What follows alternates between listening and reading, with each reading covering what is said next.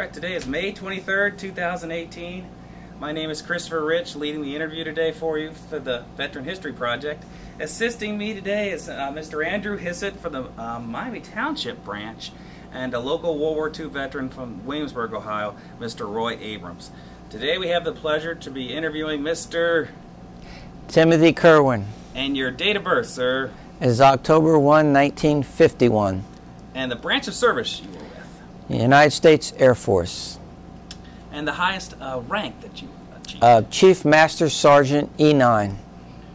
Alright, so let's take us. I know you said in our preliminary interview that you were born in New Jersey. Tell us what your upbringing was like there in the great state of New Jersey. Well, I grew up in New Jersey. I'm the son of a Master Chief Yeoman in the United States Coast Guard.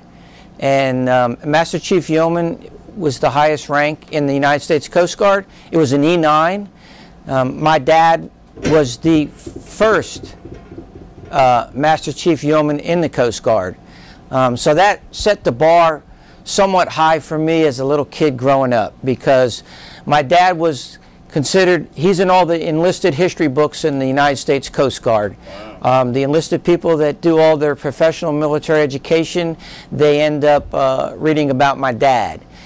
He was what they called Master Chief #1.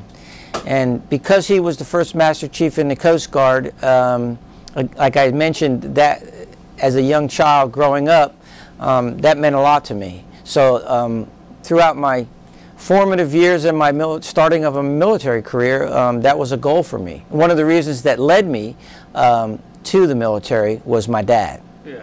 And my dad's family. My dad had 7 brothers and sisters, and every one of his brothers and sisters were in the military, either World War II, wow, Korea, and 2 of them were in Merchant Marines. So that was a big thing for me. Mm-hmm.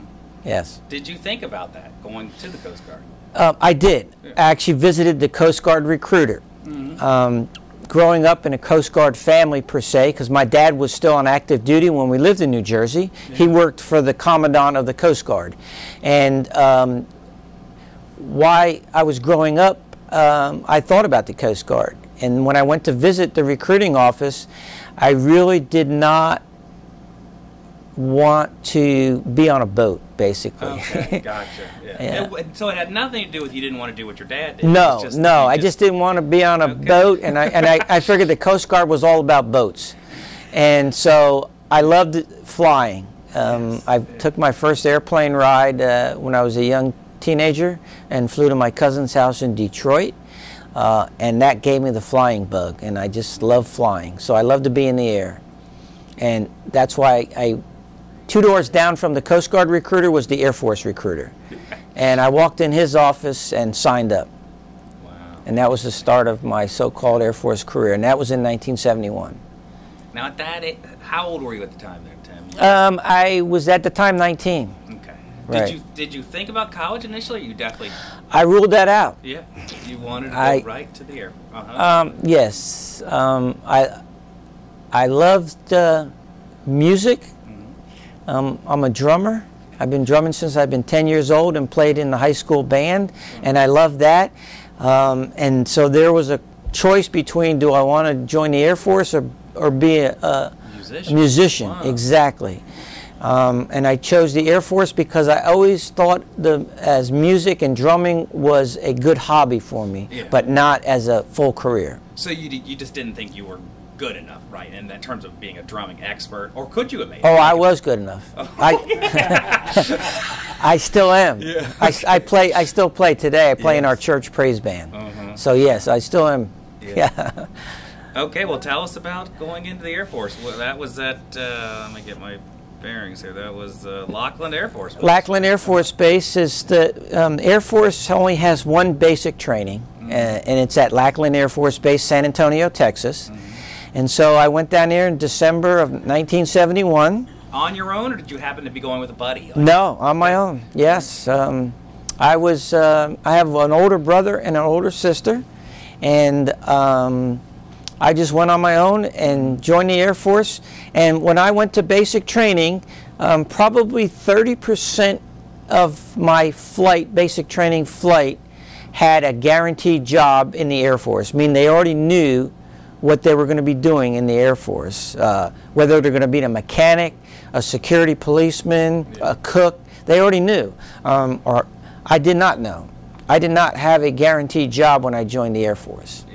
Yeah. So you probably had to do some kind of test. I did some tests, yes, and I picked a couple. I had a couple. They gave me a couple choices. I was like, weren't you wanting to fly, or did you already? I did want to fly, but at that point, yes, I could either go in to be a load master, where I loaded cargo on an airplane, or I could be a boom operator, which was the person that did refueling of fighter jets on a big carrier, right? Yeah. Well, it's like it's a big airplane with carries a lot of gas that refuels your fighter jets. Okay, yeah. Yes, and neither one of those really appealed to me. Okay. So I figured, well, I'll just trust the Air Force to put me in a job that I like.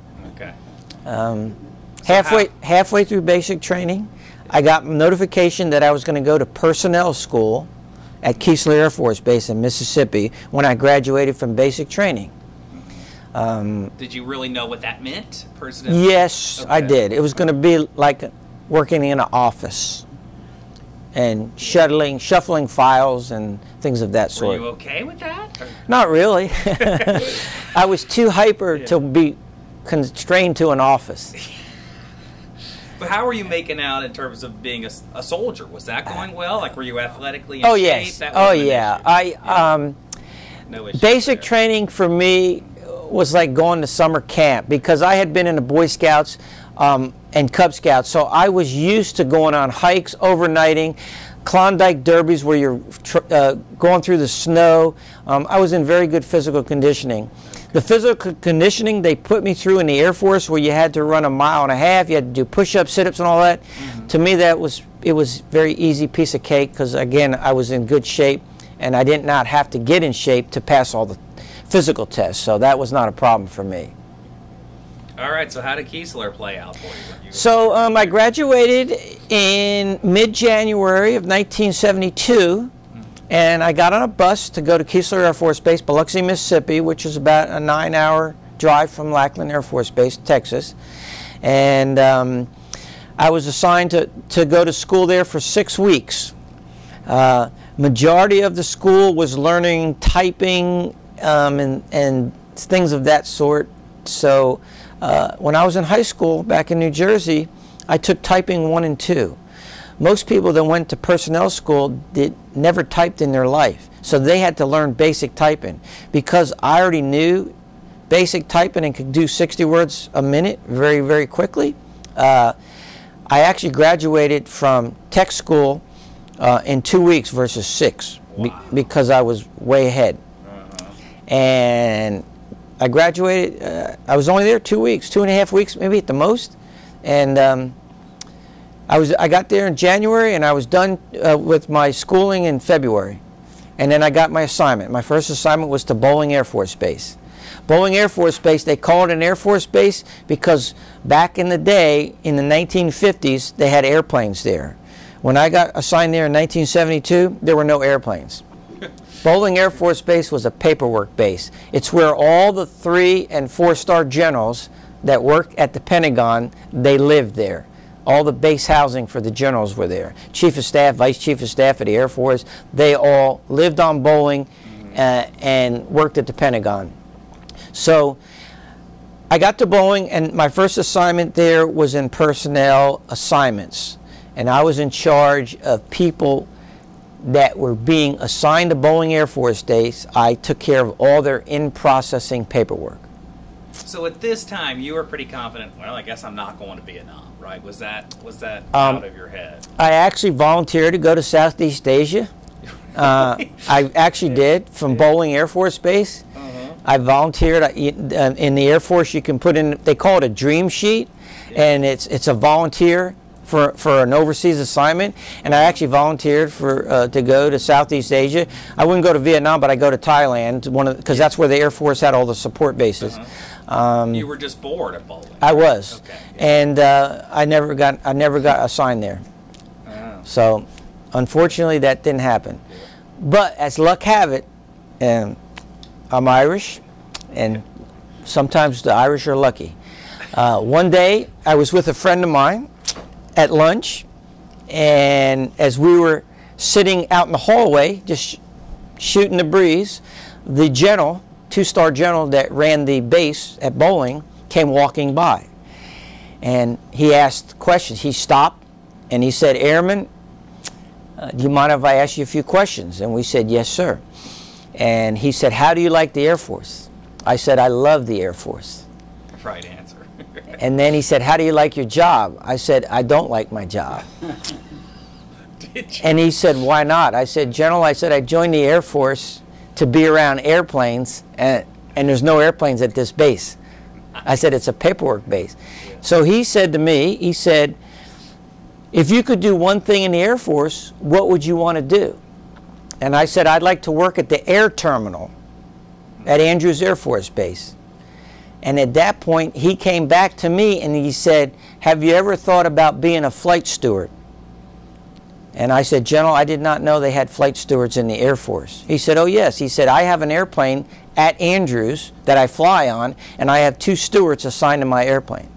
Now, I have to preface that by saying back in the early 1970s, we weren't called flight attendants. We were called flight stewards because there was really no females flying back then. It was all male flight stewards that were flying on the general's airplanes.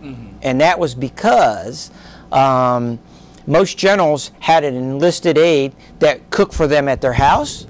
And when he flew on his airplane, he would take his enlisted aide with him from the house, put him on the airplane, and they would cook for the general on the airplane. So the general asked me, I told him I never heard of that in the Air Force, and he said, "How would you like to fly on my airplane?" And I said, "I would love that." He said, "If you can pass a Class 3 flight physical and the altitude chamber," he said, "I will cross-train you and assign you to my airplane."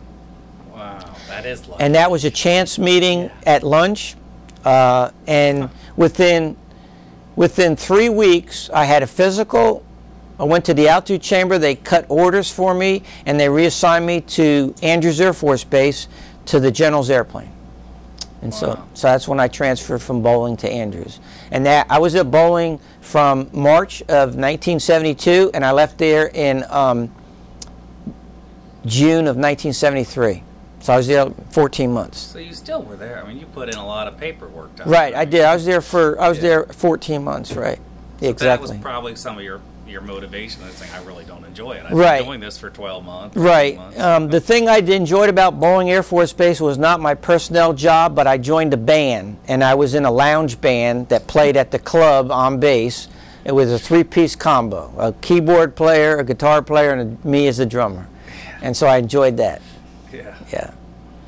Did those guys find another drummer after you left them, or? Actually, even when I transferred to Andrews, I still played with them a little bit. Oh, no way. Yes. You were close enough in the same. Right. city. Yeah, it's only 12 miles away, so I was still close. Now, what did you think of D.C. coming from New Jersey? Was that the first time you had been there, really, living there? Yes. Yes. Actually, I loved the D.C. area when I first moved there in 1972. My buddies of mine, the other airmen, that we all lived in the dormitories on base. Every weekend we would go downtown and we'd go sightseeing. The Air Force back in the early 70s, for all newcomers to the base, they would head up sponsored tours where they would take you to Mount Vernon, they would take you to the Capitol, they would take you to the Lincoln Memorial, the Jefferson Memorial. They would take you to all the monuments downtown for free on an Air Force bus, just so you could see all the sights.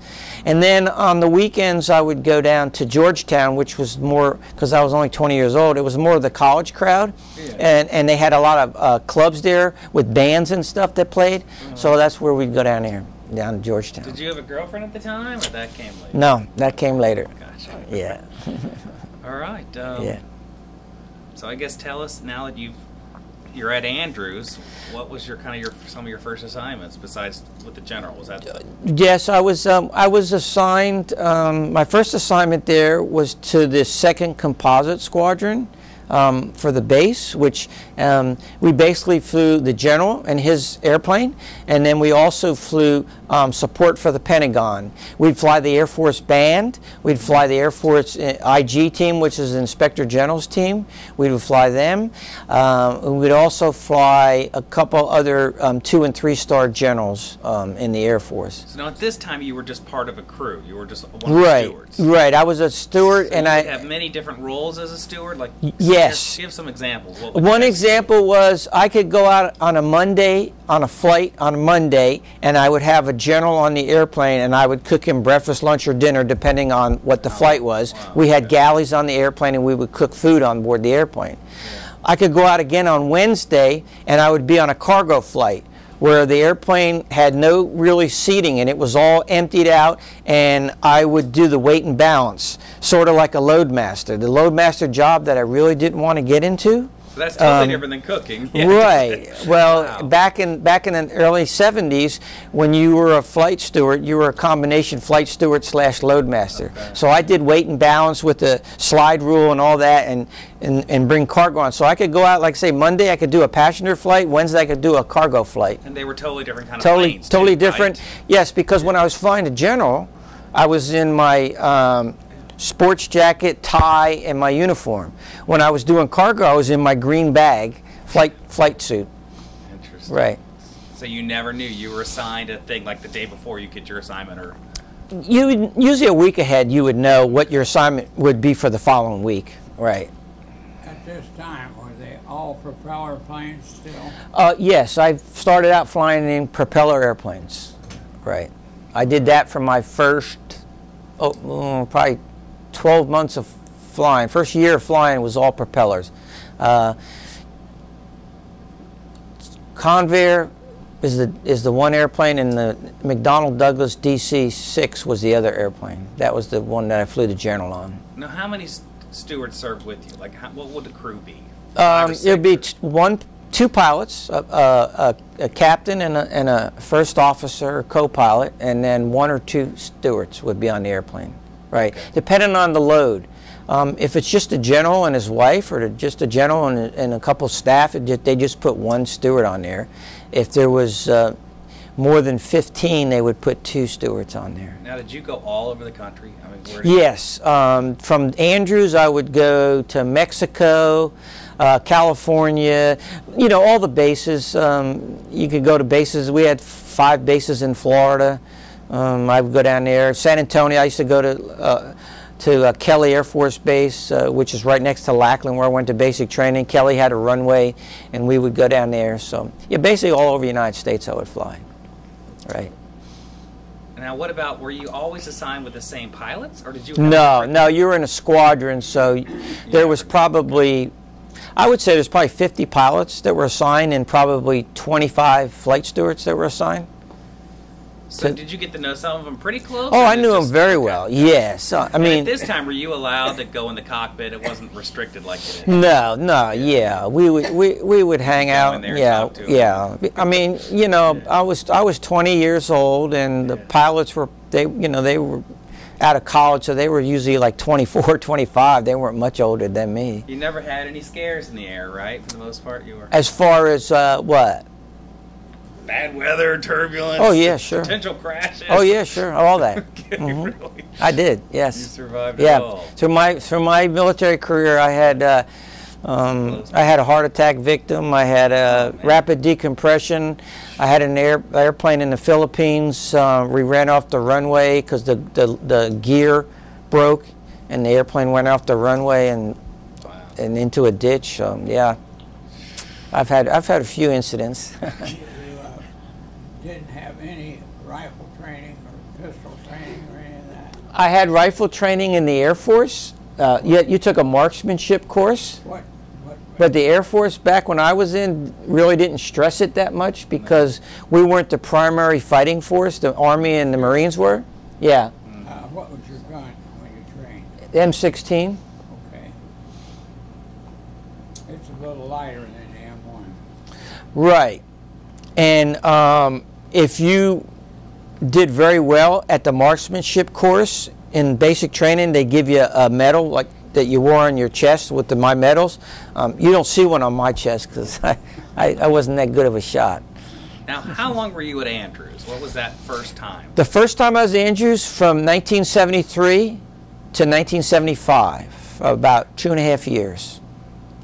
Now, when was your original service time going to be up? Like, when did you re-enlist? Oh, my first re-enlistment was up in Hawaii. I re-enlisted for the first time when I was stationed in Hawaii in 1976. So how did you get from Andrews to Hickam Air Force Base? How did that happen? That's a good story. Let's hear it. Okay. Well, let me just preface, before I got to Hawaii, I was flying the general on his airplane. There was 3 or 4 other stewards that flew with me on the general's airplane. After being flying on the general's airplane for about 6 months, I got a call from the 89th Airlift Wing, which I eventually became part of, and asked me if I would like to come over and fly with the vice president. At that time it was President Ford. And I told them no, I wasn't interested. I was 20 years old. I wasn't interested. They kept after me for about 2 more months, and then finally I agreed to go over there. And the only reason I agreed to go over there to fly with the presidential group was because my uncle was a pilot in that unit. He was already flying over there as a major, and he was assigned to at that time the Secretary of State Kissinger's airplane, and then also the Vice President Ford. And so I figured maybe I'll go and be able to fly with my uncle. Yes. And so I agreed to do that. I did not know at the time that I'd have to get a top secret security clearance to do that. And the top secret security clearance took me 6 months to get. But once everything was said and done, I passed my clearance and all that, I got reassigned on Andrews from the 2nd Composite Squadron to the 89th Airlift Wing. And at that time, I started flying Secretary of State Kissinger and Vice President Ford and other cabinet secretaries. I was not flying Air Force One at that time. Do you know, Tim, why they wanted you so bad? Like, did you have a great record? You were a fantastic cook? I mean, what was it that made you stand out? Do you know, or? All the above. I had prior cooking experience before I joined the Air Force. Before I joined the Air Force, I was a short order cook at a restaurant. So I had cooking experience on my belt, and since we did all the cooking on the airplane, it helped a lot. I had a very great personality, and people saw that right away. I got along well with others, and that helped also too. So all those things. And that's why they heard about me. They said, there's this young kid over here flying this general's airplane. Let's see if we can get him to come over and fly with us. Oh, nice. So, now, what was the clearance? What was all that like? Getting top the secret clearance. When they run nightmare. Yeah. Well, for me, it wasn't a nightmare. Yeah. So much as just it took a long because they have to go around and they basically. Yeah, they interview everybody you ever knew, right? Yeah, and they even find out stuff that you forgot about. Right. Yeah, and they bring it back up and see how you react. Exactly, right? And they tell you off the cuff that we know more about you than you know about yourself, and we know more about you than your mom and dad do, and you cannot have any gap in your work history. So from the time, and I'll give you an example, when I became a short order cook. Once I knew I was going to go in the Air Force, I quit my job for about a month just because I wanted to take time off. Yeah. Well, they wanted me to account. Wow. Where were you in that month period? Did you take any trips overseas? Wow. You know, things of that sort. So anyway, I joined the 89th Airlift Wing in July of 1974, and I was there for 1 year.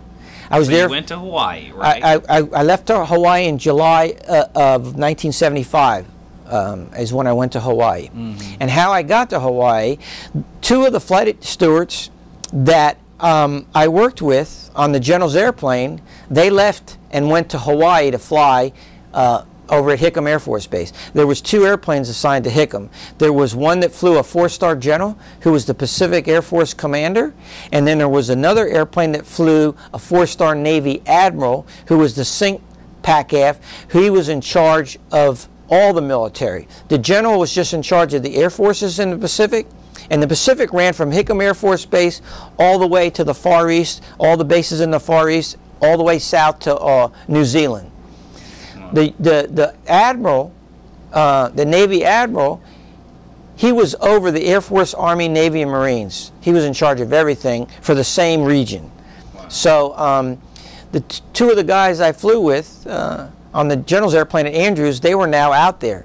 And they came to me and they said, hey, we're going to be hiring 4 more flight stewards. How would you like to come to Hawaii and fly with us? I said, that'd be great. So that's how I got to Hawaii. Gotcha. Right. And then I was in Hawaii from 1975 to 1980. So just short of 5 years, not quite 5 years. Did you enjoy that location? I loved it. Yeah, I loved flying there. I flew with some very interesting generals and admirals, because the first general I was assigned to, he was there for about 1.5 years, and then he retired, and another 4-star general came in. So I flew 3 different generals and 2 different admirals while I was there, and it was great. And just the fact that I was young, at that time I was 21 years old, 22 years old at that time, to be able to fly. Well, when I first got there in 1975, the Vietnam War had ended in '73, but the Air Force still had a big presence in Southeast Asia. We had bases still at Korat Air Base, Thailand, Tak Lee, Thailand, Utapao, Thailand, Udon, and Udorn. And then in 1976, about 4 months after I got to Hawaii, the Air Force decided that they were going to disband all the Royal Air Bases in Thailand and turn them back over to the Thai government.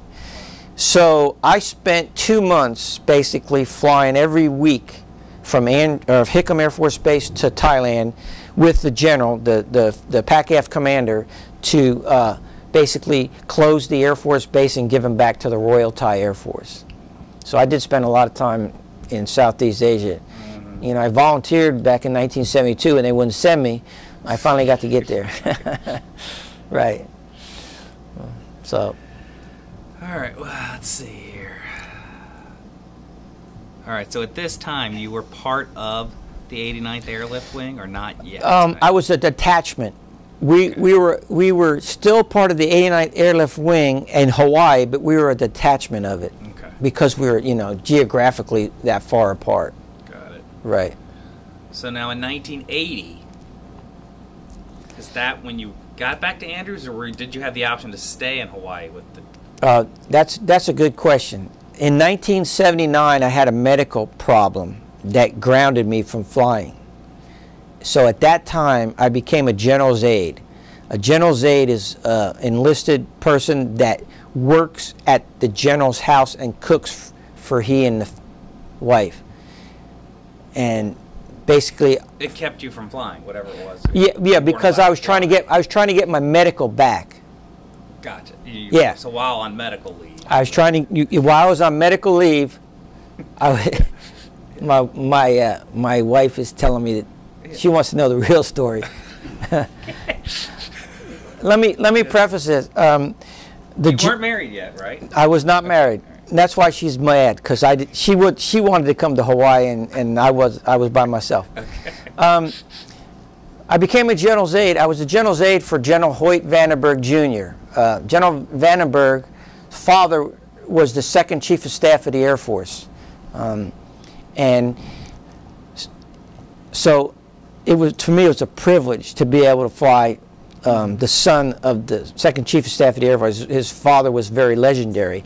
His wife's father was also a 4-star Air Force general. Wow. His name was Leon Wilson, and he was a Medal of Honor winner. He was the commander in charge of the Pulaski oil raids in World War II. So I got to meet him too, because he came over to Hawaii to visit, and so I got to meet him. So that was unbelievable too. But anyway, I worked for the general for not quite a year, and the general came to the house one day and said he was going to retire. And he asked me what I wanted to do with my Air Force career. And I told him I wanted to get back to flying. And he said, okay. And I told him that I'd like to stay in Hawaii to fly. And he asked me how long I'd been there. And I told him 4.5 years. And so he said, well, maybe you should get reassigned somewhere else because you've been here long enough. Yeah. You've been having fun for 4.5 years. Why don't you give somebody else some fun? And I said, okay. He said, where do you want to go? I said, well, my goal was maybe someday I could get hired on Air Force One. Yeah. And he said, well, let's start the ball rolling. And he called the wing commander back at Andrews and said, I'm sending my enlisted aide back to Andrews to go back to flying. And that's how I got back to Andrews. And that was in August of that was in March of 1980. March of 1980, I came back to Andrews Air Force Base, and I was immediately assigned. This was when President Carter was running for re-election against.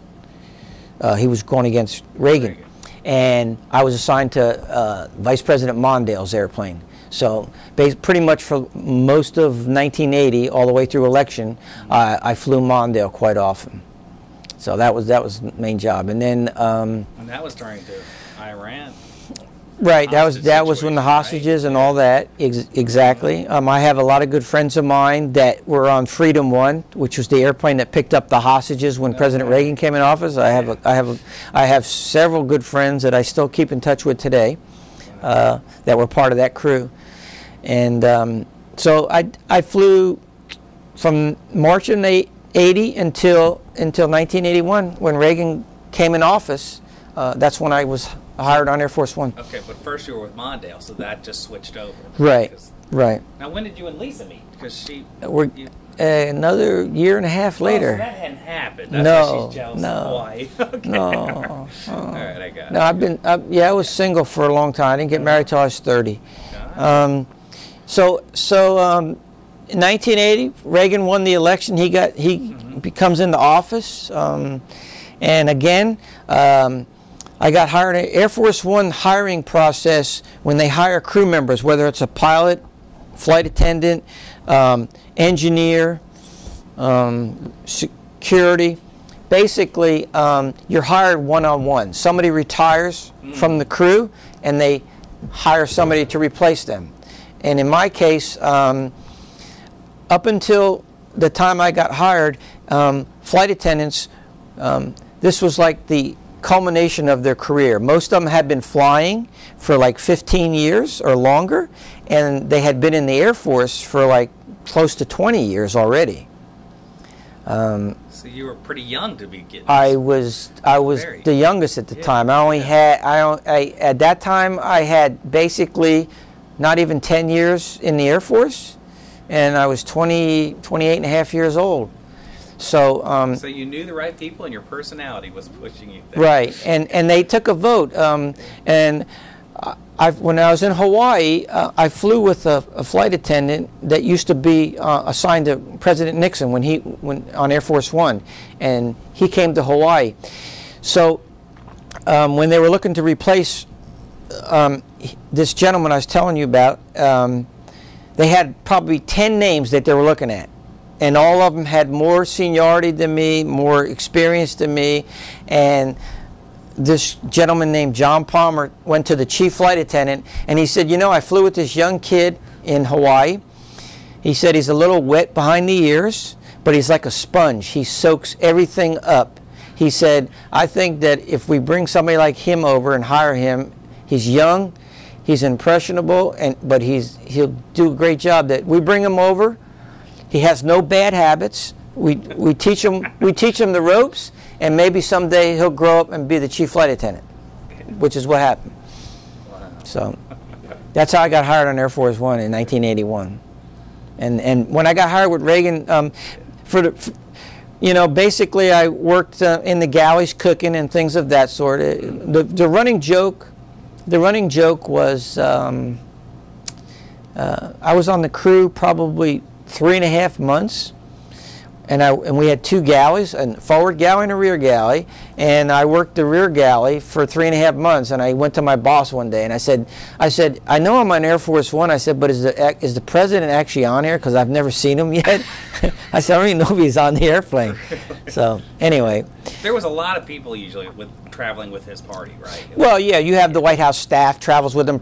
You have always the press corps travels with them, and Secret Service. And guests and things of that sort. So yes. Being in the back, you were less likely to see him. In the back, I saw the press, Secret Service, and some of the guests. That's all. President Reagan, he didn't really come back and talk to the press or anything that often. So that was the joke. I said I didn't even know he was on the airplane. Right. So anyway, that was in 1981. I met my wife in 1982. I met her in 81, sorry. I met her in September of 81. And I met her through my sister on a blind date. My sister was in the Air Force. My wife was in the Air Force. We were an Air Force family. And my sister set us up on a blind date. And that's how I met my wife in 1981. And we got married in 1982. Yes. So that was wonderful. That was wonderful. And now, she was situated somewhere else. She was at Dover Air Force Base, Delaware, which is about a 2-hour drive from Andrews Air Force Base, and she was recruiting for the Air Force Reserves up at Dover Air Force Base, and she spent basically her whole career in recruiting. Right. So then you stayed in. Lisa stayed in while you guys were married. Right. Wow, Lisa had. She had 23 years in, and I had like 29 in. Right, exactly. So we're both retired Air Force. We're both the veterans, and yeah, and so's my sister. All right. Now, how did it play out that you were able to just once you were assigned to Air Force One, presidents would just come and go, and you stayed with that crew? Correct. It wasn't like they would switch you. Right. All right. I have the distinction I can go on record officially, and I do keep in contact with the chief flight attendant on Air Force One to current date. I just spoke with him less than a month ago. Is he the one that replaced you? Replaced you? He was not the chief flight attendant. He was just a regular flight attendant on the crew, and he, like me, he worked his way up. Now he's the chief flight attendant, and now they're buying a new airplane for Air Force One to replace the current one, and he has been asking questions to me because I designed the galleys for the current airplane. So he's been asking me questions, things of that sort. But I think I'm trying to think here in retrospect. Got married in 82. Once you get hired in Air Force One, unless you get fired for some reason, you basically stay there. And as I just meant, I hold the distinction of I'm the longest serving crew member to serve on Air Force One. Wow. There's other crew members that have served more presidents, but in less time. They just happened to be there when there was transitions going. So it's a pretty special plane. I mean, exactly. All the advanced things you hear about are pretty accurate. Right, and within the plane is pretty accurate. Yeah, there's when I got hired in Air Force One, that top secret security clearance that I got back in the 70s, well, now I had to get 2 more. To be just for Air Force One, and one security clearance was just to allow me to be within this close of the first family. Yeah. So, like, were you kind of restricted to even really talk a lot about stuff for years, or was it just kind of? Yeah, it's still today. When I retired in 2000, it's kind of a shallow level of what you can talk about. Right. When I retired in 2000, I was taken into a room with some agents and signing paperwork. And at that time, I thought it was about my security clearances. Security clearances get downgraded over a period of time. And they told me, no, the paperwork you signed today, you take to your grave, because there's certain things you can never discuss. So, like who you saw, where you went, that sort of thing. I can't discuss that. Oh. Well, yeah, I could just guess. And so okay. Yeah, go ahead. Go ahead. Did you have a question about Air Force One? The question I always ask. Oh, no, we still got 30 minutes before we're ready to end. Was there anything else you wanted to share just about, obviously, working with different presidents? I mean, well, to me it was an honor to be able to work with 3 different presidents and to see how the country was run by 3 different administrations. So that was an honor for me. President Reagan, I could start with him, and do you want to hold a picture? Sure. That's this picture was taken when President Reagan was leaving office in January of 1989. President Reagan loved Air Force One, the airplane, and he loved the crew. He invited the entire crew to the White House. Both this picture and there's another picture I think we showed earlier of the entire crew around the Oval Office desk. He wanted to personally thank each and every one of the crew members with him. So that to me that was a great honor, just to be able to go down there in the Oval Office and meet with the President one-on-one and chat. And he was a great storyteller. I don't think there was a city we ever visited where President Reagan would just come up with a story. We could be flying to Hawaii, Honolulu, Hawaii, go to Hawaii, and he would start telling you a story about when he was governor back in the 1960s. He would go to Hawaii for a governor's conference, you know, and back then the flight service wasn't great. Most of the time he said you have to go over on a boat, you know, and he said it took twice as long to do that versus flying. So, President Reagan used to love to buzz all the national monuments on Air Force One. So that was, for me, that was pretty neat. I'll give you an example. We were at Ellsworth Air Force Base, South Dakota, where the Black Hills, Mount Rushmore, and we were getting ready to leave to fly back to Washington, and he asked the chief pilot, he said, do you think we can fly Air Force One, and can we buzz right in front of the monument? He said, I've seen it from the ground, I want to get it close up from the air. So of course we called air traffic control, and they said, you're Air Force One, you can do whatever you want. So we're about 1,000 feet, straight and narrow, right past the monument, and President Reagan is looking out his window at the monument. He turns around and he says, boy, my face sure would look good up there. That's funny. And that's President Reagan. That's the way he was. Yeah. Now, did you get to meet Nancy? Did you have Sure. Actually, there's a couple pictures in that photo album of me with Mrs. Reagan. Mrs. Reagan did not really like to fly. I don't think she was afraid to fly, but she really wasn't a fan of having to fly all the time. But she knew as First Lady, she had to go on pretty much all the trips with the President. And then she had to say no to drugs campaigns, so she did a lot of things with other First Ladies from other countries where she would fly and things of that sort. But she was great. She was great. And would she would have to fly on Air Force One without him a lot, right? Well, not on Air Force One. Well, there was a fleet of airplanes that were assigned to the 89th Wing at Andrews, and she would fly in one of the other airplanes. Right. Exactly. All the First Ladies did. And Mrs. Bush did the same thing. Mrs. Clinton did the same thing. Right. What was some of the favorite foods that they liked to eat that you would make? Mrs. Reagan, I have to say, she was the pioneer of the California Cobb salad. Until we started serving that on Air Force One, and the press posted it in the local magazines like Time and Newsweek. I don't think that Cobb salad was that, and nobody really knew about it. Mrs. Reagan, being from California, she loved Cobb salads, and so that California Cobb salad got very well known. She loved sticky buns for breakfast. That was pretty neat, you know. What did Mr. Reagan? What was his favorite meal? President Reagan, he loved like chicken piccata, which was, you know, we prepare that right on the airplane. He loved Mexican food, being Californian. He liked Mexican food. And he loved pies. Yeah, he loved pie for dessert, or cake, you know. Yeah, either or. Yeah. All right, take us into Mr. Bush. Now, did you have a relationship with him as vice president with Reagan, or? He flew a couple times on Air Force One with when I'll give you an example. in I think it was 1983, the Marine barracks in Beirut was bombed, and Reagan was not going to tolerate it.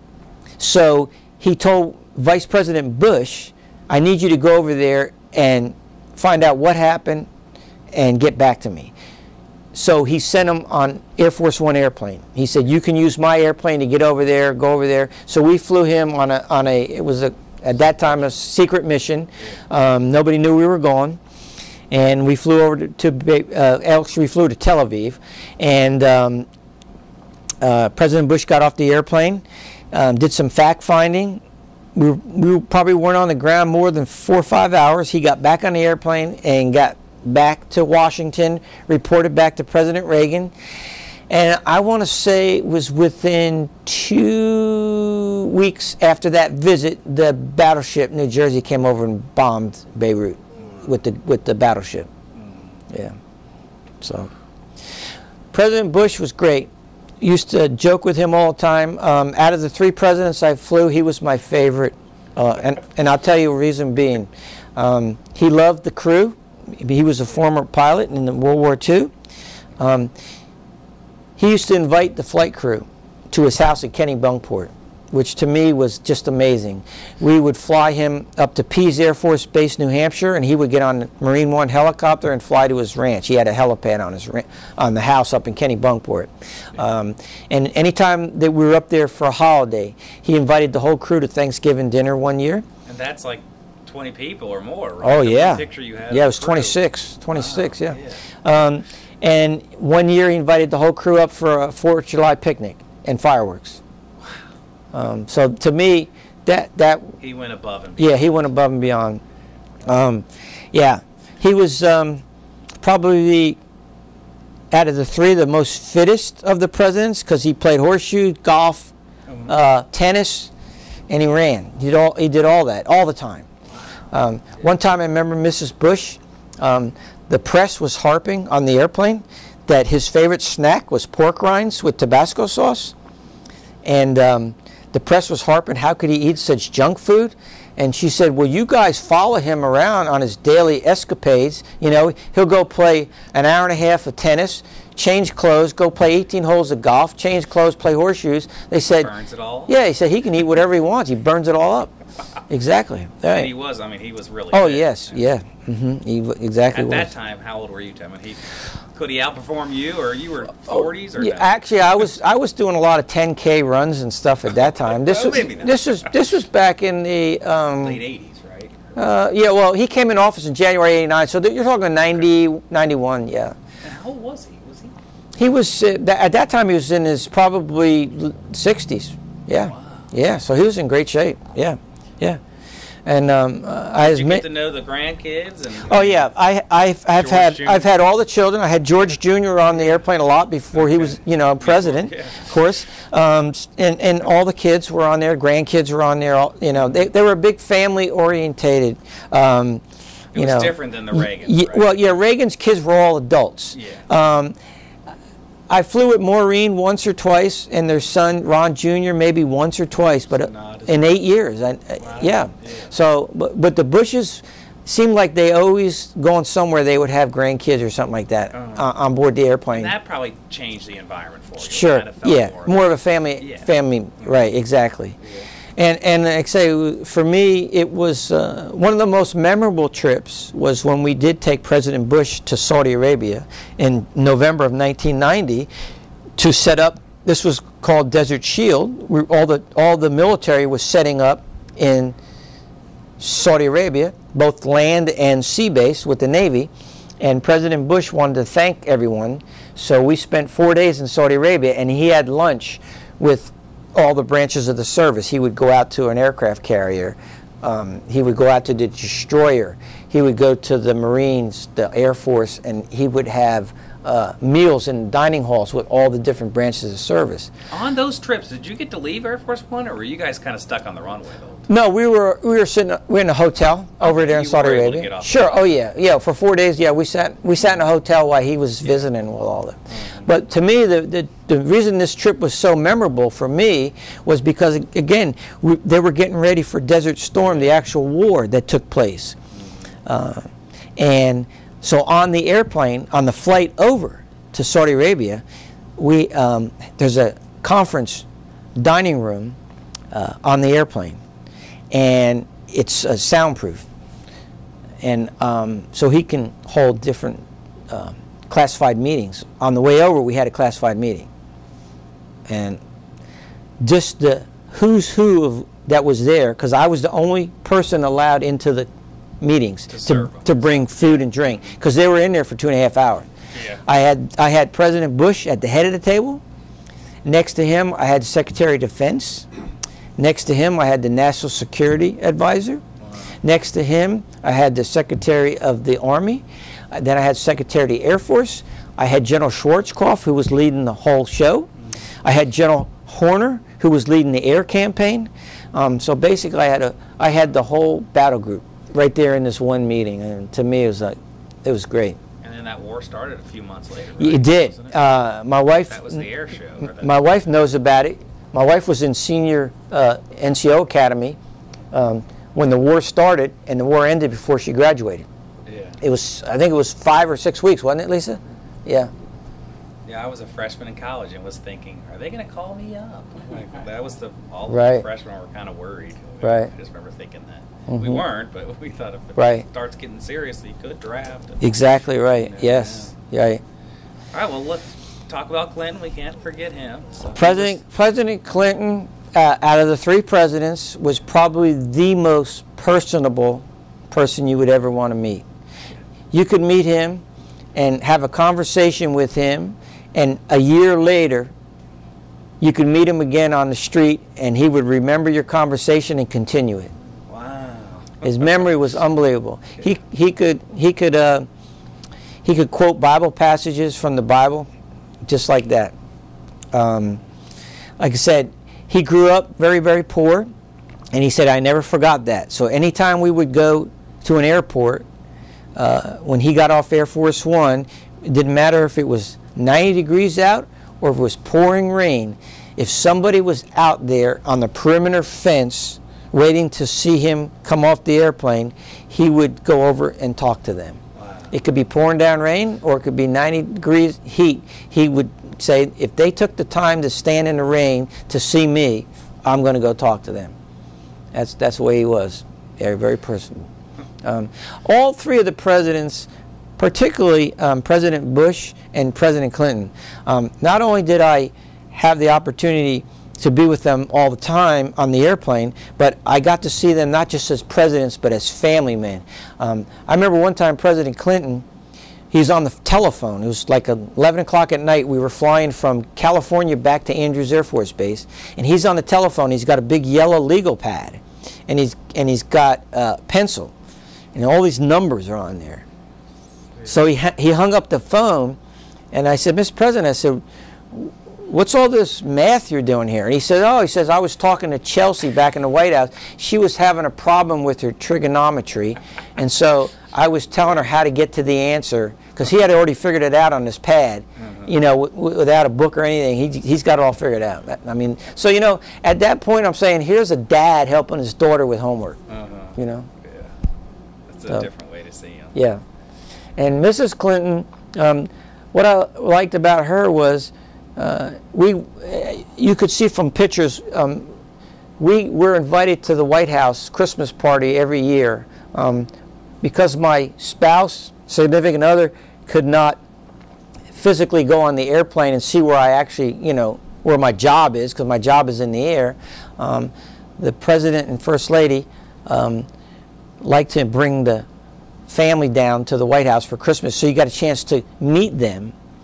And Mrs. Clinton, I always was it was a very neat gesture that, like in August, September of every year, we'd be flying somewhere with the President, and she would sit down and she'd say, Tim, she said, have you hired any new flight attendants this year that I haven't flown with yet or haven't a chance to meet?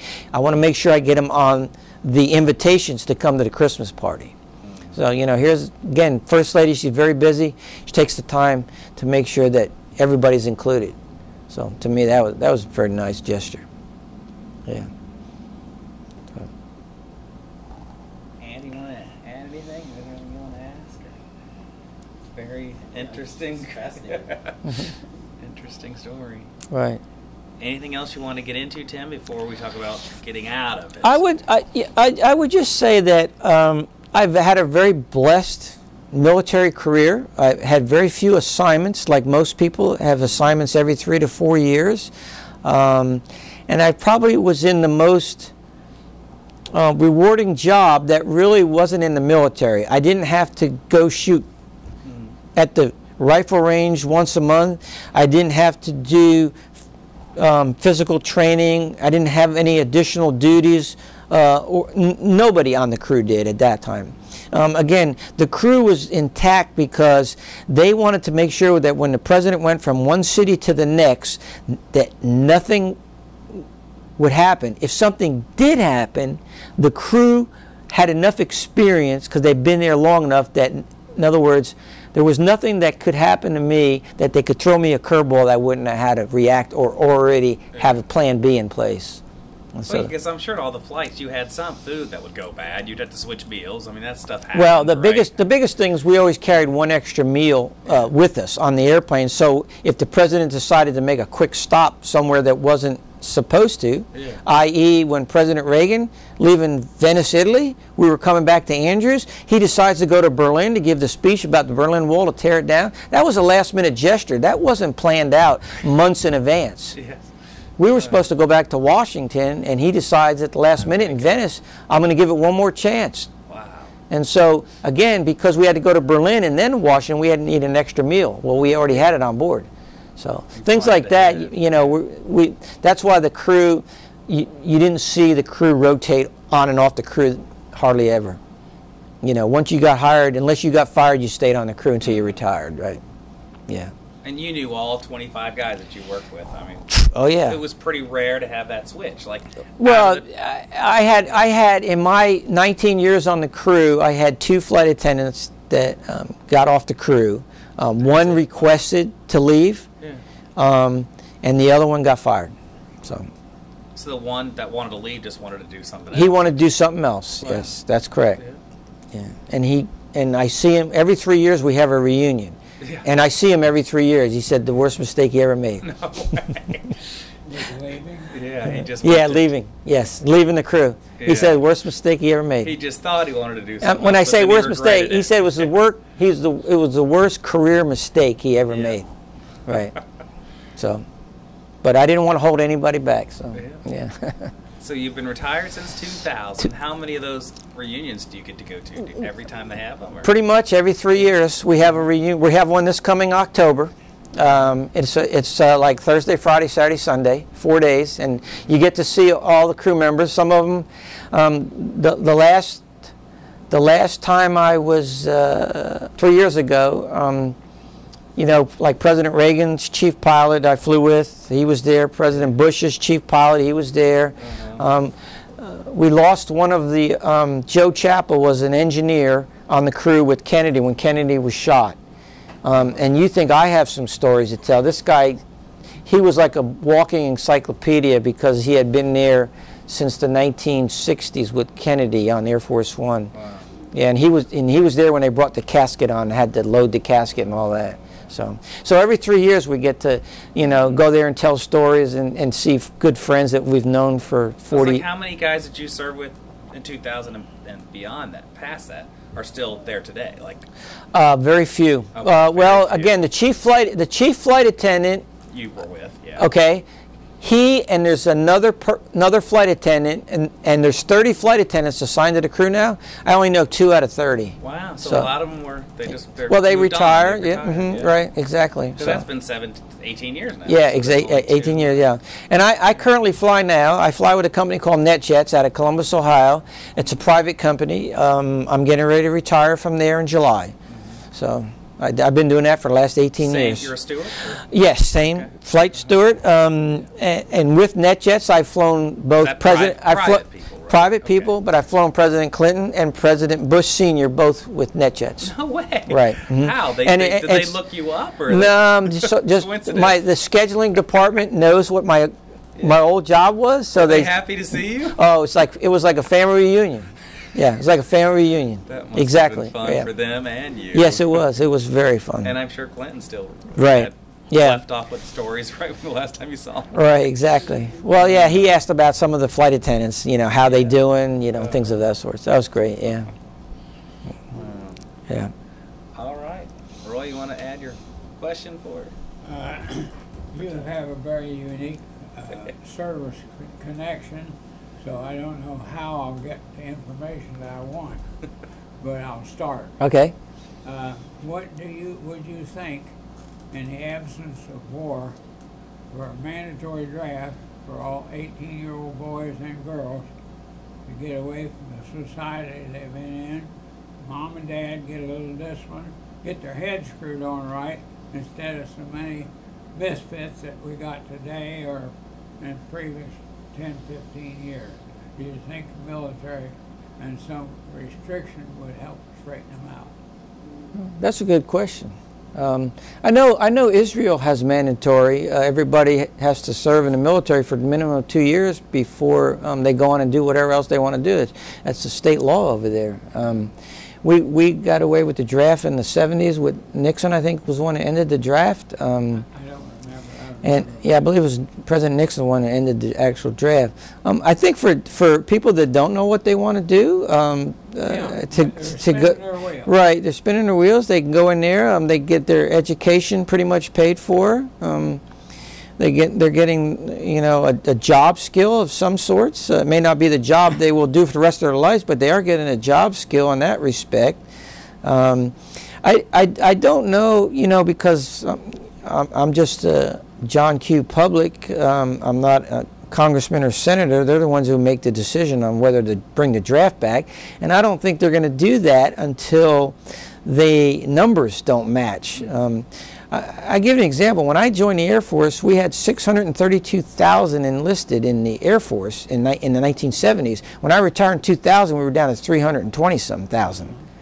So you can see that the need for it wasn't there. Anytime you build up for a new war, we don't have a proponent of the United States.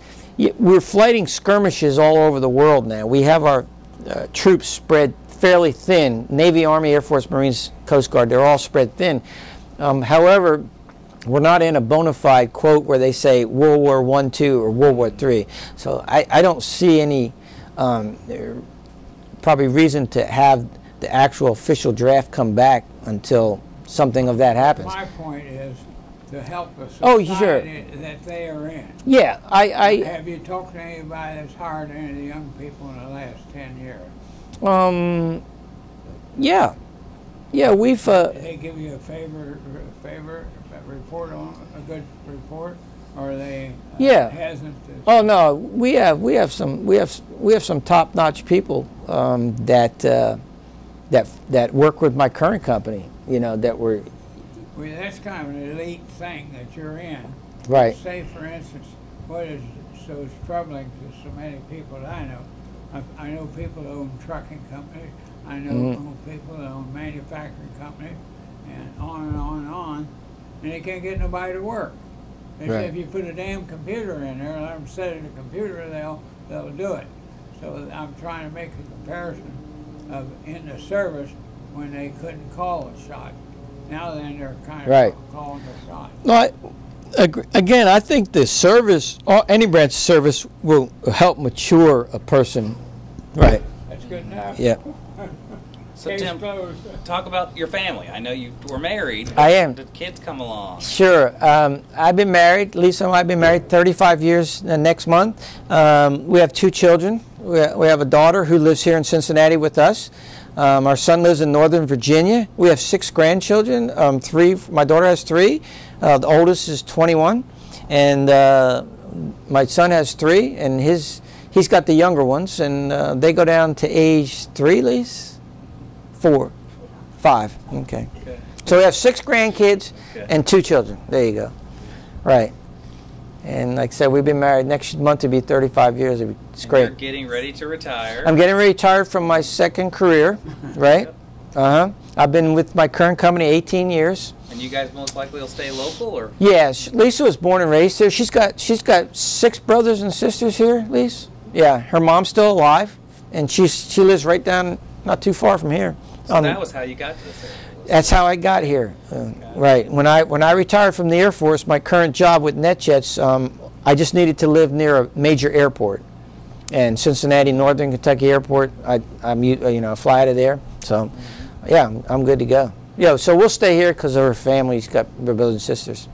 Right. I have one brother and one sister in my family. You mentioned you play in a praise band. I do. You're a drummer. I'm a drummer. Where is that praise band? It's Epiphany United Methodist Church in Loveland. Okay. And my wife, right behind you, is the associate pastor there. My wife is a United Methodist pastor. Well, I've only been a United Methodist for 90 years. There you go. Well, 2 years. she's a United Methodist pastor right there. We just interviewed a Methodist pastor a few months back, remember? From Bethel. A gentleman from Bethel. You're talking about... Wasn't he a Methodist pastor? Don. Yeah. Monday. Monday, yeah. Don Monday. Yeah. Cool. All right. Well, is there anything else you'd like to, in closing, that you wanted to make sure you mentioned, or? No, I think I'm good. Okay. Thank you very much. All right. Thank you for your service to our country, sir. Oh. Thank you for your service.